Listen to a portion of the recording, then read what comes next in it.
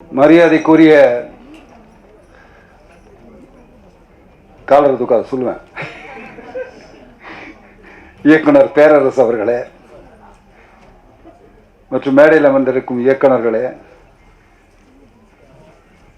தென்னிந்திய திரைப்பட சென்னை குணர்கள் நடிகர் யூனியன் தலைவர் அசோக் அவர்களே, செயலாளர் சுகுமார் அவர்களே, பொருளாளர் ஜான் அவர்களே, இங்கே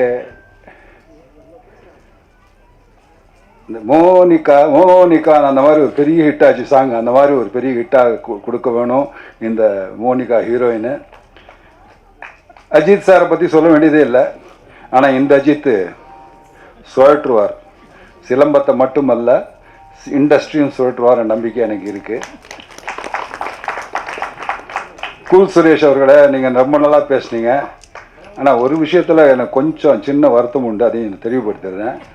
அதாவது எங்கள் சங்கத்தின் தலைவர் அப்படியே கால் நடுங்குச்சு, கை நடுங்குச்சுங்களே, அதெல்லாம் நடுங்கிற கூட்டமே கிடையாது, நாங்கள் நடுங்க வைக்கிற கூட்டம். அதை முதல்ல நீங்கள் புரிஞ்சுக்கணும். ஆனால் உங்கள் சிறப்புமிக்க எங்கள் யூனியன் மெம்பர் தான் அவர். ஆனால் அவருக்காகவும் நீங்கள் குரல் கொடுத்து லெஜண்ட் இதுலேருந்து அவருக்கு பண்ணாங்க முத்துக்காளைக்கும் போது, நிச்சயமாக உங்களுக்கு நான் வணக்கத்தை சொல்லிக்கிறேன். அந்த லெஜண்ட் இது பண்ணவங்களும் என்னுடைய நன்றியினை சொல்லிக்கிறேன். எங்கள் அருமைக்குரிய இயக்குனர் திரு ஜோதி அவர்களே, பாசத்துக்குரிய என் அருமை சகாக்களே, இங்கேருந்து போய் கன்னடத்தை கலக்குன்னு கலக்கக்கூடிய மியூசிக் டைரக்டர், என்ன பியூட்டிஃபுல்லாக மியூசிக் பண்ணிருக்காரு, என்ன விழா நாயகன் அவர் தானே.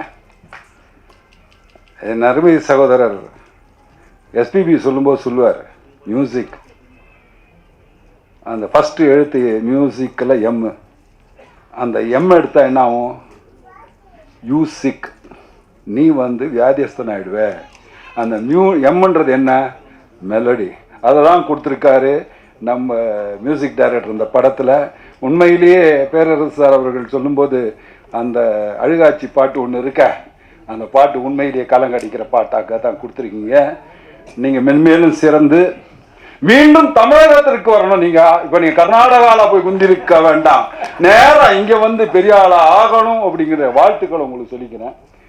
அதே போல் நடித்த நடிகர்கள் அத்தனை பேரும், புலிக்கு பிறந்தது பூனே ஆகாது, அஜித் ஆகட்டும், ஹரீஷ் ஆகட்டும், என்னங்க ஞாபகம் இருங்க நீங்கள் ஒன்றும் சொல்ல வேண்டாம், ஹரீஷ் ஆகட்டும், ரெண்டு சிங்கக்குட்டிங்க. நான் போன விழாவிலேயே அவர்களை நான் பாராட்டிட்டேன். எக்கச்சக்கமாக கலைகளை தெரிஞ்சு வச்சுட்டு வராங்க. அதுதான் இந்த கூட்டத்தினுடைய சிறப்பு. உண்மையை சொன்னா, வெள்ளக்காரன் இந்தியா மேலே படையெடுத்து வந்ததே வேற எதுக்காகவும் இல்லை, கருப்பு தங்கம் அதுக்கு தான் வந்தான், வேற எதுவும் இல்லை. கருப்பு தங்கம்ங்கிறது என்னன்னு தெரியுமா உங்களுக்கு? மிளகு எங்கேயுமே இல்லை. அது எங்கே இருந்தது? கேரளாவில் அப்புறம் தான் வந்தது சகோதரரே. முதலில் வந்தது தமிழில் தான், அதுவும் பொள்ளாச்சி கிட்ட தான் வந்தது. பொள்ளாச்சி சைடில் மலை மேலே தான் வளர ஆரம்பிச்சது மிளகு. அந்த மிளகை ஒளிச்சு அவங்ககிட்ட அடிச்சு உதச்சி சாகடிச்சு எடுத்துட்டு போவாங்க. அப்போ அவனுக்கு கிடைச்ச ஒரே ஒரு ஆயுதம், அந்த மூங்கில வெட்டி சுத்துனா, அதுதான் சிலம்பம். அதுதான் முதல் கருவி, அதுதான் முதல் ஆயுதம். எடுத்து சுத்துனதுல சுத்துனா ஓட விட்டான். கப்பல் ஏறி ஓடி போனவன் திரும்பி வரவே இல்லை. நமக்குள்ள நம்ம கிட்ட இருக்கக்கூடிய பக்கத்துல அக்கத்துல இருக்கிறவங்கலாம் இருக்கானுங்களா, நைஸா பிளாக்ல விற்கிற மாதிரி வித்துட்டானுங்க எல்லா மிளகையும். கடைசியில் எல்லாத்தையுமே வித்தாங்க, மஞ்சள் மிளகு எல்லாம் போய் இப்போ நம்ம ராயலிட்டிக்கு நம்ம சாப்பிட்றோம்ல, இப்போ எங்கே நம்மகிட்டே இருக்கு, இந்தியாவிலே இருக்கு இல்லையா? இதான் இந்த சிலம்பத்தினுடைய ஒரு பெரிய இந்த அறிவுகள் எல்லாம் எனக்கு போட்டியவர் எங்கள் தந்தையார். அவர் சுவாமிநாதன் சொல்லி எம்ஜிஆருடைய படங்கள் அத்தனைக்கும் அவர் தான் பண்ணுவார், என் டி ராமராவ் படங்களுக்கு பண்ணுவார். அவரும் சிலம்ப பயிற்சியில் சிறப்பாக கொடுப்பாரு. அவருக்காகவே எம்ஜிஆர், அந்த எம்ஜிஆர் திடல்னு ஒன்று இருக்குது, இப்போ எம்ஜிஆர் ஸ்கூலாக இருக்குது பாருங்கள், அது எம்ஜிஆர் திடல். அங்கே தான் வடபழனியில் இருக்கக்கூடிய அத்தனை ஸ்டண்ட் நடிகர்களையும் பயிற்சி வீட்டுற 2 கிளாஸ் நடக்கும். ஒன்று சோடு, இன்னொன்று சிலம்பம். அவர் படத்திலேயே அவர்கிட்டயே கோச்சிட்டு போய் விஜயபுரி வீரன் ஒரு படம் பண்ணுறாரு, ஒரு சோடு ஃபைட்டு படம். சோடு ஃபைட்டு படத்தில் கம்பு எப்படி வரும்? கம்பு சுத்த முடியுமா? கொண்டாடாரு பாருங்க தெளிவா. சோடில் எடுத்துட்டு வந்தாங்க, டப்பு டிப்புன்னு அடிச்சா எல்லா ஈட்டி முனையும் கட் ஆயிடுச்சு. இப்போ மிஞ்சி இருக்கிறது என்ன கம்பு. உடனே சிலம்பம் சுத்த ஆரம்பிச்சிட்டாங்க. அதுவும் வெற்றிகரமான பெரிய வெற்றியை ஈட்டின படம். அவ்வளோ பெரிய வெற்றியை ஈட்டிய படம். அதனால என்ன ஆச்சு, அந்த சிலம்ப கலை வளராச்சு. அந்த நேரத்தில் என்னன்னா, தனிப்பட்ட ஒருவர், நான் தவறா சொன்னேன், எங்க அப்பா என்ன செருப்பால் அடிக்கிட்டோம். அப்புறம் ஏன்னா ஒருத்தர் தனிப்பட்ட சாமிநாதன் மாஸ்டர் நல்லா பண்ணார், சோமு மாஸ்டர் நல்லா பண்ணார், இன்னொரு மாஸ்டர் நல்லா பண்ணார். இப்படித்தான் கலைகள் இது இருந்ததே தவிர தனிப்பட்ட முறையில பேரு அதுல வந்து. ஆனால் அந்த பேருக்கெல்லாம் இங்க ஒருத்தர் இருக்கார், ஒரு சொந்தக்காரர், சிலம்பம் மாத்தி சொல்லி அடிக்கிறது இல்லை, சிலம்ப ஆசான்னா அது பொருத்தமான ஒரே ஒரு ஆள் இங்க இருக்கார், பாண்டி மாஸ்டர். அவர்தான் தான் பெற்ற இன்பம் இவ்வையகம் பெற வேண்டும் என்று சிலம்பத்தை கத்துக் கொடுத்து இன்னைக்கு ஸ்டண்ட் யூனியன்ல இருக்கு இத்தனை கிட்டத்தட்ட 500-600 பேர் வந்து மெம்பரா இருக்காங்கன்னா அவர் கிளாஸ்ல பயின்ற மாணவர்கள் தான். அந்த ஒழுக்கமும் ஒடுக்கமும் அவர்கிட்ட கத்துக்கிட்டதான் சிறந்த நடிகர்களாக இருக்கக்கூடிய இன்னைக்கு பெரிய பெரிய நடிகர்கள் இங்கே இருக்கிறவங்களும் சரி, பாம்பேல இருக்கிற. நானே சொன்னேன், நான் நிறைய கிளாஸ்ல கொண்டாந்து அட்டன் பண்ண வச்சு இன்னைக்கு எல்லாருமே டாப் தான் இருக்காங்க. எப்படி இருக்காங்க? அந்த ஒழுக்கம், நுண்ணறிவு, அது எப்படி கத்துக்கணும், முறைப்படி எப்படி கத்துக்கணும், அந்த முறையை கற்றுக் கொடுத்தது அந்த வல்லமை பொருந்திய அவர்தான் இந்த சிலம்பம் சிறக்கிறதுக்கு அது வழிவகுத்தாரு. நிறைய போய் சேருவதற்கு ஜெயலலிதா பீரியட்லயும் சரி, கலைஞர் பீரியட்லயும் சரி, எல்லா பீரியட்லயும் அதை கற்றுக் கொடுத்து அதுக்கு ஒரு இதை அமைச்சு அது எல்லாம் உலகம் போறா மாதிரி. இன்னைக்கு கூட அவர் பேசும்போது சொன்ன, உலகத்துல டாப்ல இருக்கக்கூடிய காளிதாசர் அவருடைய இதை வச்சிருக்காங்கன்னு. இதெல்லாம் எப்படி அவருக்கு தெரியுது? அப்டேட் பண்ணிக்கிறது. இந்த சிலம்பம்ங்கிறது சாதாரண விஷயம் அல்ல. ஒரே ஒரு சிலம்பம் 100 பேரை கூட அடிக்க முடியும். ஒரு படவீச்சு அந்த பாப்பா சுத்திச்சு பாத்தீங்களா, படவீச்சு பேனர் மாஸ்டர் கத்துனாரு, இங்க கிழந்துக்கிட்டு கிழிஞ்சிருமோ பேனர் இங்க சுத்தா மிச்ச பேர் தலையெல்லாம் போயிடும். ஏன்னா பொட்டு வைக்கிறது அலங்கார பாடம், ஆடி சாந்து பொட்டு சொன்னோம்ல, அந்த பொட்டு வச்ச பாடம் அலங்கார பாடத்துல வைக்கிறது தான் பொட்டு வைக்கிறது. சுத்தி அடிக்கிறதுன்றதெல்லாம் கலை, அந்த ஒரு மாபெரும் கலை. முதல்ல பெரிய பெரிய வணக்கங்களையும் வாழ்த்துக்களையும் நான் இவருக்கு சொல்லணும்னா அதை ஒரு திரைப்படமாக எடுத்துக்காட்டி அந்த ஊக்குவிக்கணும் இந்த சிலம்ப கலையை அப்படின்னு கொண்டு வந்த ஜோதிக்கு என் மனமார்ந்த வாழ்த்துக்கள். அதை சிறப்பா இவர் ஒருத்தர் நாங்க இருக்கோம். இப்ப இயக்குனர் சொல்லும்போது கூட சொன்னாரு பேரரசு சார், அவர் பரந்த மனசு, விரிஞ்ச மனசு. அவரு எங்களை பாராட்டுறாரு. அவருக்கு அது எப்பவுமே அடுத்தவங்களை பாராட்டுறது. ஆனால் இந்த ஸ்டண்ட் இயக்குனர்கள் இப்ப எல்லாருக்கும் முன்னாடி ஹீரோ இருப்பார். அந்த ஹீரோக்கெல்லாம் மெயினா தேவைப்படுறது என்ன, ஒரு நல்ல கதை இல்லைன்னா எந்த கத்திரிக்காயும் வேவாது. ஒரு கத்திரிக்காய்னா கூட ஒரு நல்ல கதை வேணும். இங்க நாகிரெட்டியார் அவர் சொல்லும் போது அதிர்ஷ்டம்னா என்ன அப்படின்னு கேட்கும்போது சொன்னார், என்ன சார் அதிர்ஷ்டம்னா நல்ல கதை கிடைக்கிறது. அதான் அவர் சொன்ன வார்த்தை. நல்ல கதை கிடைக்கிறது தான் அதிர்ஷ்டம். அதை இயக்குவது. இப்போ பாருங்க, முன்னாடி 100 படம் 150 தாசனான்றாவ் இங்க இருக்கக்கூடியவர்கள் எல்லாருமே 100-150 படம் இன்னைக்கு பண்ண முடியுதா? ஏன் பண்ண முடியல? ஏன்னா உன் கதையை நீயே தேடி கொண்டு வந்து நீயே எங்களுக்கு சொல்லு, அப்பதான் நீ ஹீரோ, அப்பதான் ஒத்துக்குவேன். 5 வருஷம் கழிச்சு ஒரு படம்.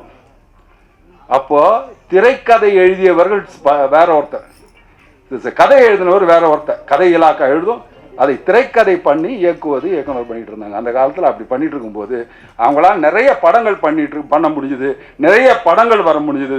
தொழிலாளர் தோழர்கள் வாழ்ந்தார்கள், பிரமாதமாக இருந்தாங்க. எல்லாரும் ஒரு ஒரு உத்தமமான ஒரு வேலையை செய்கிறோன்ற பயபக்தியோட வேலை செஞ்சாங்க. இன்னைக்கு பயமும் காணும், பக்தியும் காணும். ஏன் அந்த பக்தியை காணும்னா, எப்படி போய் நம்ம யாருக்குமே தெரியும், எல்லாம் ஒளிஞ்சு மறைஞ்சு. இன்னைக்கு மியூசிக் டைரக்டர் இருக்காரு. இன்னைக்கு என்னாச்சு, முதல்ல நான் எவ்வளோ போராடினேன் உங்களுக்காக. அதுக்கு முன்னாடி 40 வயலின் அவங்க வாசிக்கிற 40 பேர் இருப்பான். அப்படி எட்டி பார்த்துட்டு நல்லா வருதா சாங்கு அப்படின்னு பக்கத்தில் உட்காந்துக்கிட்டு எல்லாம் அங்கே ஒரு டீமினா இருப்பான். ஓடும்போது நமக்கு தெரியுது அது சார் கொஞ்சம் இங்கே ஒரு வயலின் இது ஒரு வீணாக இருந்தால் நல்லா இருக்குமே டைரக்டர் கேட்பார். ஆடம் ஆடம் ஏன் அது நான் வீட்டை விட்டு வெளில போகிறேன் போண்டுவான் ஆடியன்ஸு. நான் வீட்டை விட்டு வெளில போகிறேன் ஆடம் ஆடம் ஒரு பொம்பளை அந்த ரீரிகார்டிங் தூக்கி கொடுக்கும் அந்த சீனை. அதுதான் அந்த ஆர்ஆர்.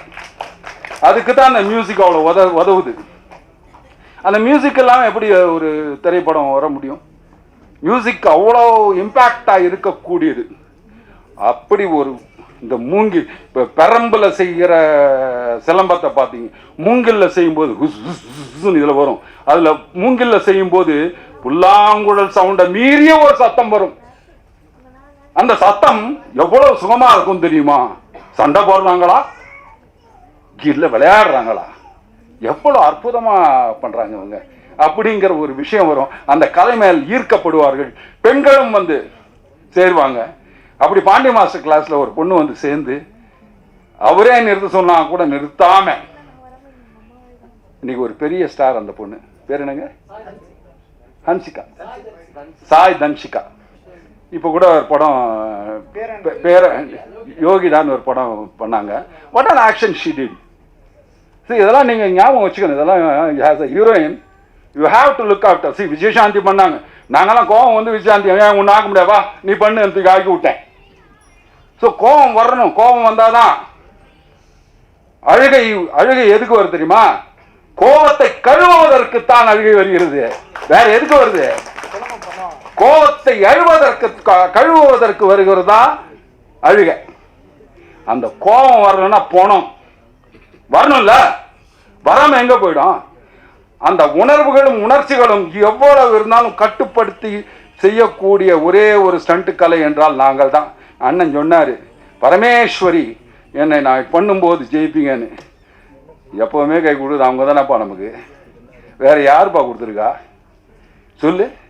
பொண்ணா கொடுக்க மாட்டான் நமக்கு. எவனா ஒருத்தன்னு சொல்லு, நான் என் பொண்ணை கொடுத்துருக்கேன்.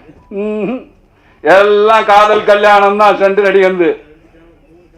ஆமாங்க, என்ன உயிரோட வருவானா, இருப்பானா, சாயங்காலம் தேருவானா, கை உடையுமா கால் உடையுமான்னு இப்படி கடவுளை வேண்டிக்கிட்டு உட்கார்ந்து கிடக்கணும். இது எனக்கு தேவையா அப்படின்னு நினைப்பேன். ஆனா ஒரு வார்த்தை சொல்லுவான், நீங்கெல்லாம் படத்துல எல்லாம் பார்த்துருக்கீங்க, என் உயிரை கொடுத்தாவது உன்னை காப்பாற்றுவேன்னு சொல்லுவான். ஆனா உயிரை கொடுத்தும் காப்பாற்றக்கூடியவன் சென்று நடிகன்.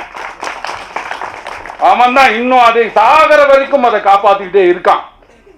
புரியுதுங்களா? அப்படி ஒரு காப்பாற்றக்கூடிய ஃபேமிலியில இருந்து ஒருத்தர் வந்திருக்கார்.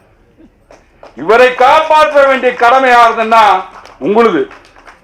ஊடக நண்பர்களும் நீங்க தான், பத்திரிகையாளர்களும் மீடியாக்களும் உங்களை கைகூப்பி கேட்கிறேன், தயவு செய்து இந்த படத்தை பெரிய லெவல்ல கொஞ்சம் நீங்க புஷ் பண்ணுங்க ஐயா. பெருசா கொஞ்சமாக அப்படி புஷ் பண்ணுங்க ஐயா. அது போதும் எங்களுக்கு. நாங்க ரொம்ப சந்தோஷப்படுவோம். அவ்வளவுதான் எங்களுக்கு வேணும். வெற்றின்னு ஒரு சொல் வந்தா போதும். இப்ப எப்படி அரசாங்கத்துல வெற்றி வந்திருக்கோ எல்லாம் சொன்னாங்கல்ல, எனக்கு இன்னைக்கு கூட அப்படி பார்த்தா பேரரசர் அப்படி பொங்கி வரும். அவருடைய ஸ்பீச்சுங்கெல்லாம் நான் கேட்டு அட ஒரே ஒருத்தர் தான் பேசிட்டு இருந்தார், வேறு யாரும் கிடையாது. ஏன்னா என்ன கூட்டம், என்ன பெரிய கூட்டம், வெறும் ரசிகர்கள் தானே, ரசிகர்கள் கூட்டம் தானே போகுது. ஆனா உள்ளுக்குள்ள ஒன்று புதைச்சி வச்சிருந்தான் பார்த்தீங்களா, நான் ரசிகன் தான், ஆனா உள்ளுக்குள்ள நான் யாரு காட்டுறேன்னு காட்டினானா இல்லையா? முதல்வர் சீட்ல உட்கார வச்சானா இல்லையா? அவன் தெளிவானவன். நீங்க படிக்கிற பசங்களெல்லாம் திட்டுனீங்க, உங்களுக்கு என்னடா தெரியும், நீங்க என்ன பார்த்துருக்க போறீங்க, நீங்க இப்படி போனா அப்படி போறீங்க, அப்படி போனா இப்படி வந்துடுறீங்க, நீங்க ஊர் சுத்ததான் லாய்க்குன்னீங்க. ஆனா போட்டா பார்த்தீங்களா ஓட்டு, தெளிவா கணக்கச்சிதமா தெரியும் சார், மூடுவேன்னாரு. அவனுக்கு எது வாழ்க்கைன்னு புரிஞ்சு போச்சு. நாமளும் இந்த மது போதைக்கோ கஞ்சா அடிச்சுட்டோ சுத்துனா நம்முடைய வாழ்வு சிறைச்சாலைக்குள் தான் இருக்கும், அது எனக்கு தேவையில்லை என்று ஒரு தலைவன் வந்திருக்கிறான். அவனை நம்ம ஆதரிக்கணும், கொண்டு வரணும், கொண்டாந்தாங்க. அதுதான் விஜயுடைய வெற்றி.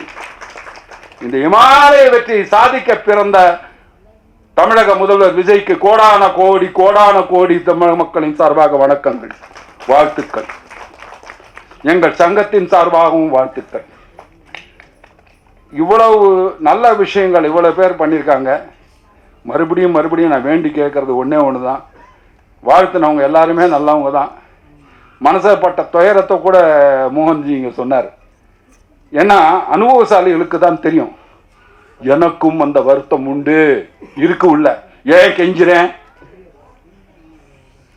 எப்படி ரிலீஸ் ஆக போகுது, எப்படி பண்ண போகிறோம், எப்படி? நானும் பாண்டிய மாஸ்டரோட காலைல கேட்டிருந்தேன், மாஸ்டர் என்ன மாஸ்டர் பண்ணுவாங்க, எப்படி ஹெல்ப் பண்ணுவாங்க? இன்னைக்கு மோகன்ஜி சொல்லும்போது ஒரு அற்புதமான ஒரு விஷயத்த சொன்னார். அந்த வேவ்ஸை அது ரொம்ப பேருக்கு தெரியாது. அது உண்மையிலேயே தமிழக முதல்வர் அவர்களுக்கு எடுத்து சொல்ல வேண்டியது நம்ம கடமை. அதை சொல்லணும்.